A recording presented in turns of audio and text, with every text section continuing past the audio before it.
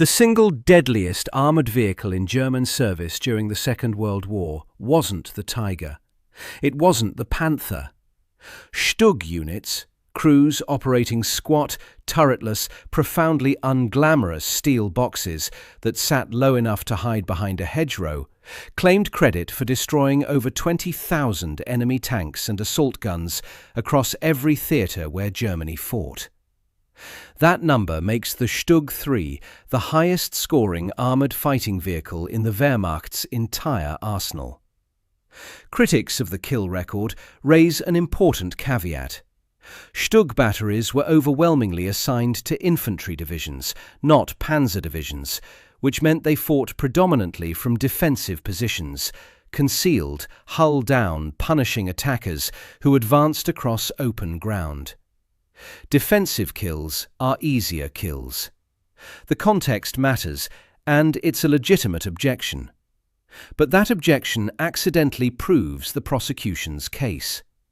By 1943, Germany was fighting a defensive war on every front. The StuG was perfect for the war Germany was actually fighting, rather than the war Adolf Hitler wished it were fighting. And that gap between the war that existed and the war one man insisted on imagining is the engine of this entire catastrophe.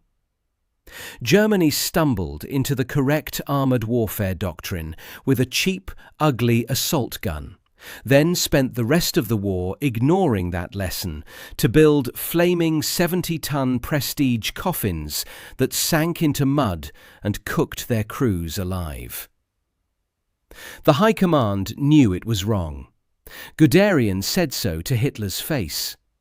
The production data screened it from every table and chart Speer's ministry compiled. They chose wrong anyway.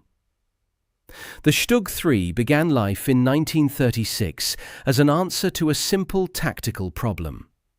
How do you give infantry divisions their own organic armoured fire support without diverting precious tanks from panzer divisions?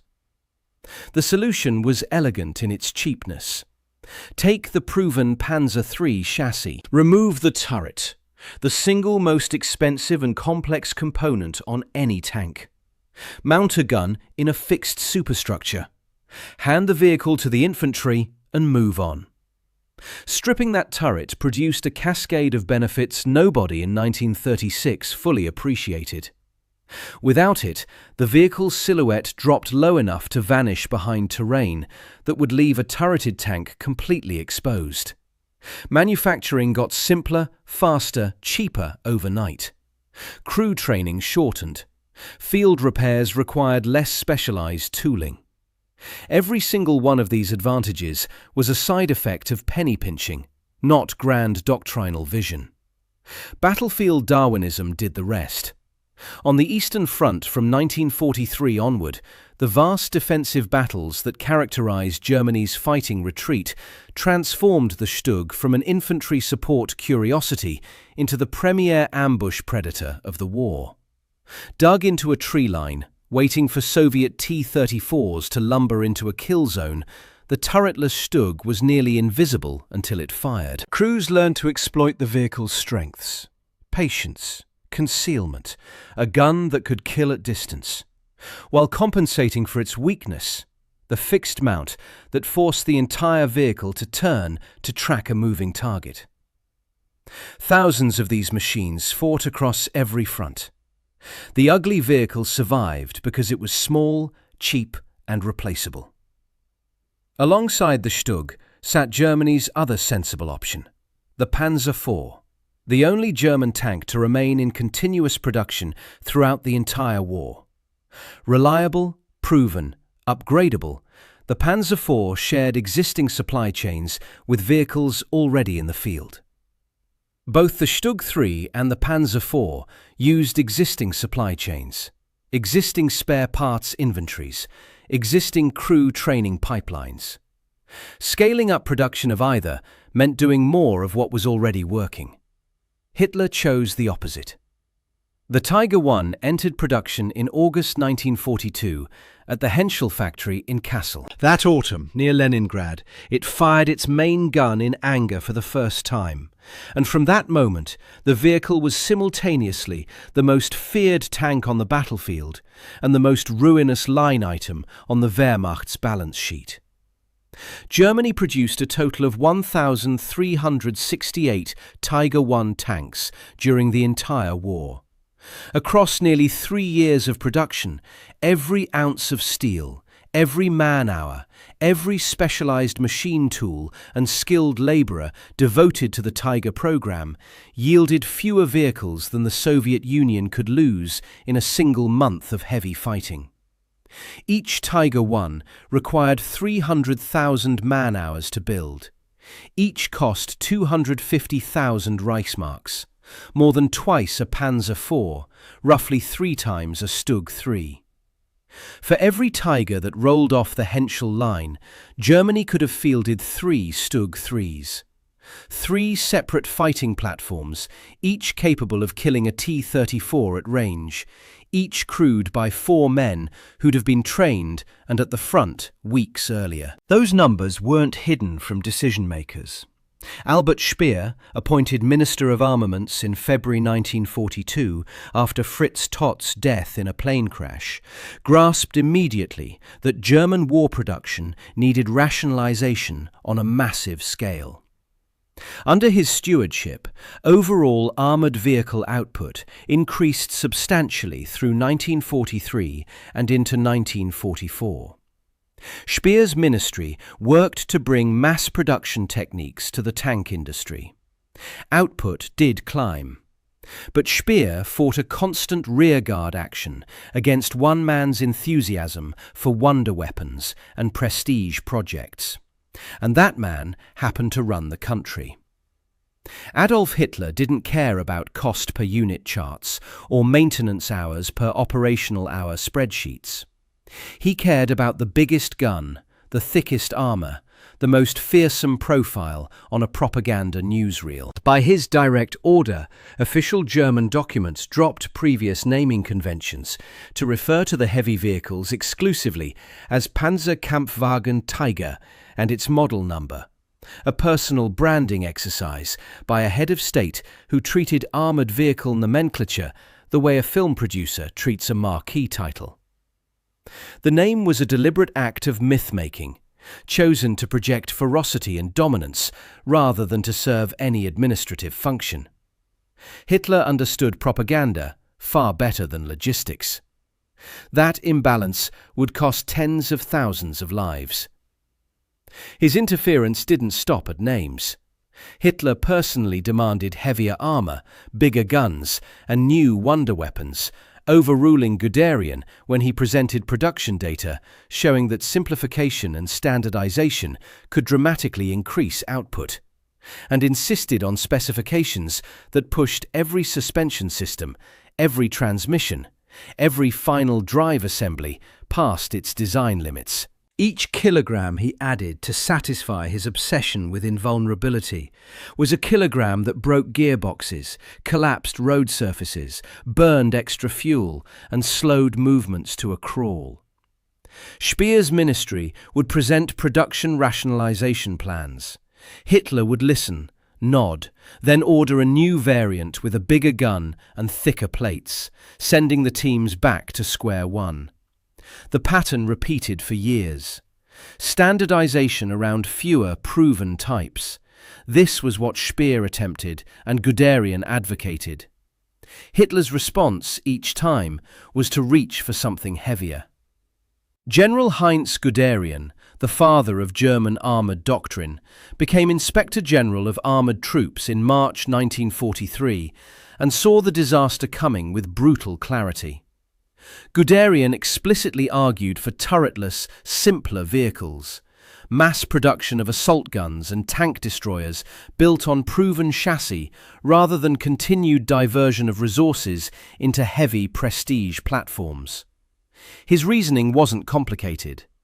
Germany was being outproduced on every front.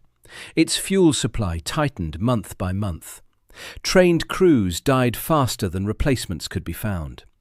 The answer was to flood the front with good enough vehicles in sufficient numbers to absorb losses and hold defensive lines. Guderian had watched the Red Army execute precisely this strategy with the T-34, a medium tank individually inferior to the Panther on nearly every technical metric, yet winning the war because there were always more of them tomorrow morning. He argued this case directly to Hitler and was overruled, again and again. Guderian pushed for production concentration on proven designs. Hitler pushed for heavier, newer, more terrifying machines that would take months to tool up for, months more to debug, and would arrive at the front in numbers too small to matter. The Inspector General of Germany's armoured forces, the man who literally wrote the Doctrine, couldn't convince his own head of state to build the vehicles that doctrine required. Making the situation catastrophically worse, the German industrial base was structurally hostile to mass production, even when the political will existed. Early German tank manufacturing operated on craftsman principles, with tolerances and finishing standards that belonged in a luxury automobile factory rather than a wartime arsenal. Production was conducted by craftsmen rather than being structured for mass output. Ford and Opel, the two companies in Germany with actual experience in assembly line mass production, were excluded from the tank bidding process due to Nazi Party political considerations.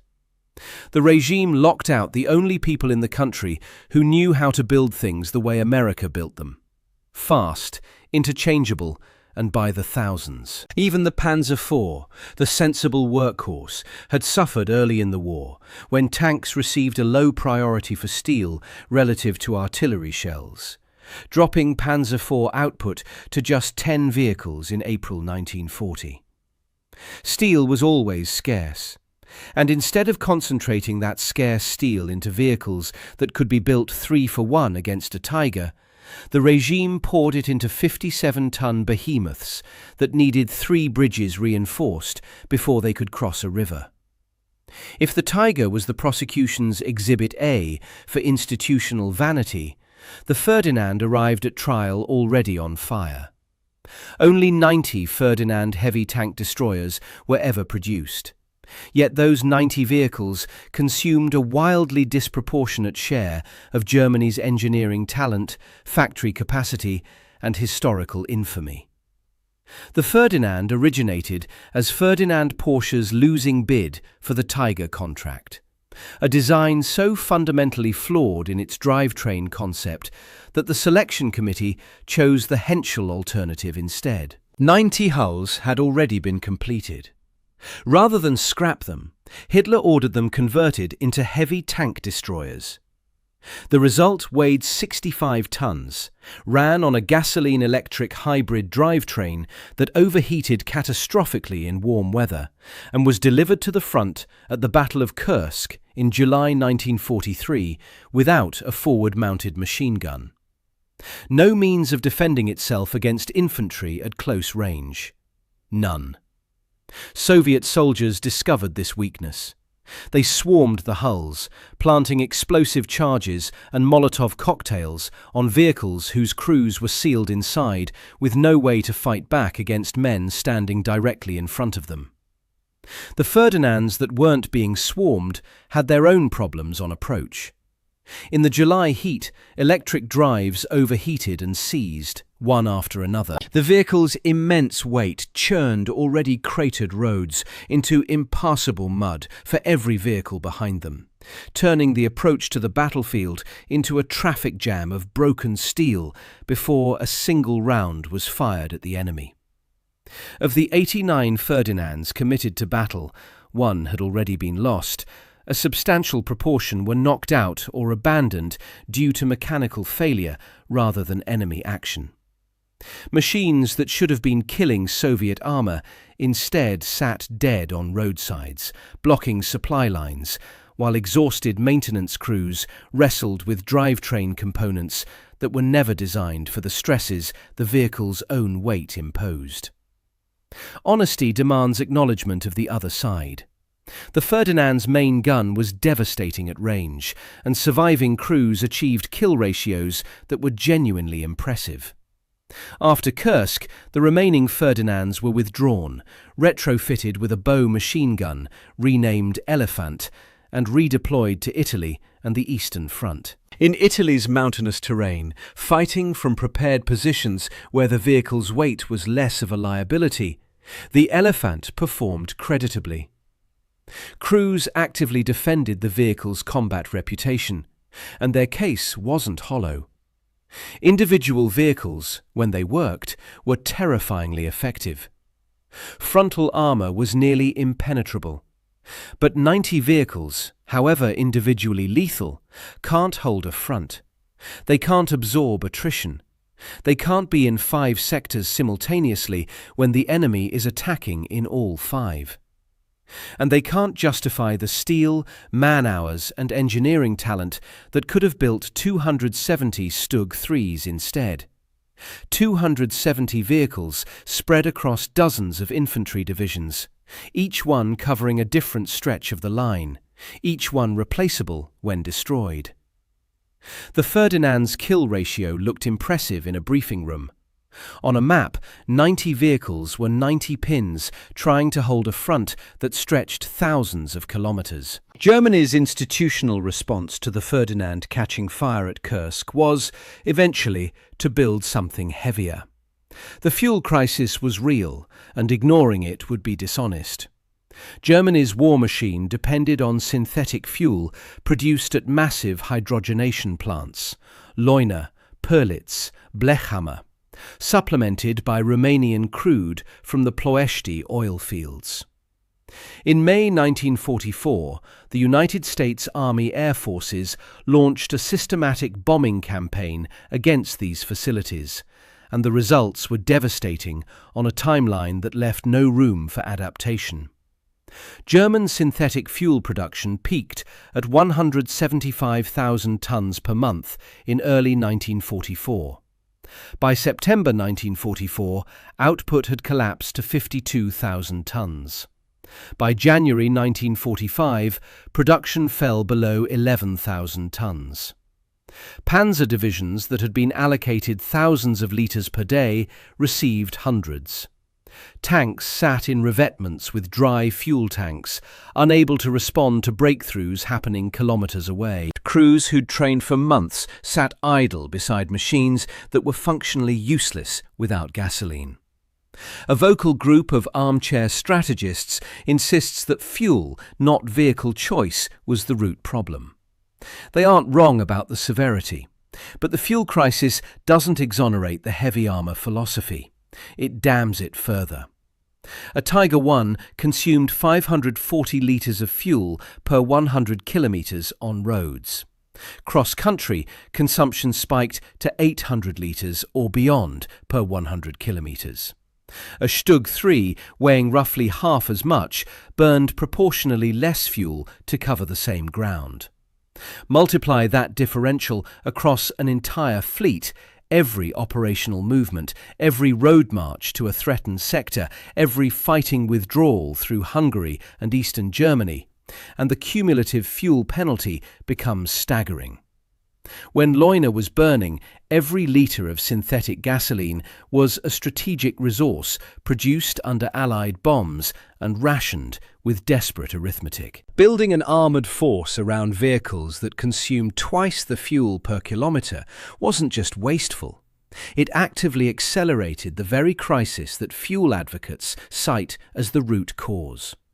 If fuel was scarce, and it was, then constructing the most fuel-hungry vehicles conceivable was the worst possible response to that scarcity.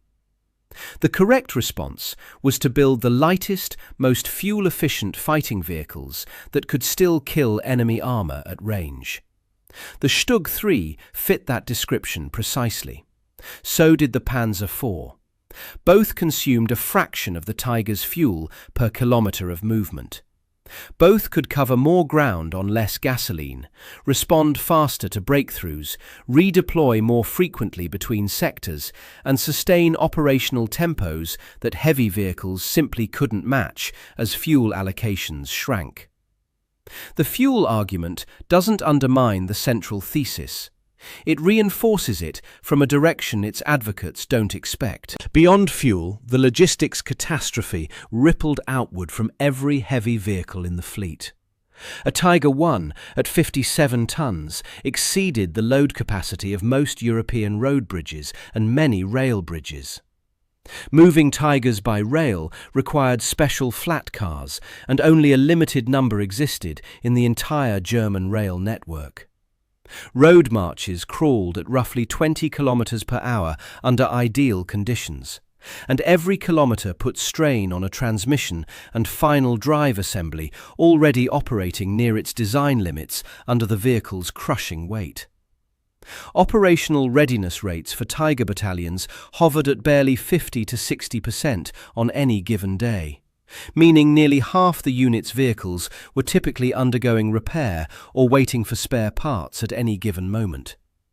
A restaurant that could only seat half its tables every night would go bankrupt.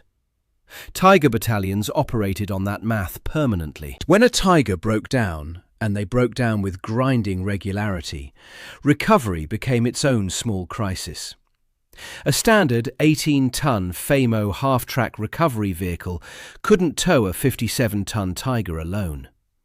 It took 2 or sometimes 3 of these specialized vehicles working in tandem, or a Panther recovery tank, to drag a disabled Tiger off a road.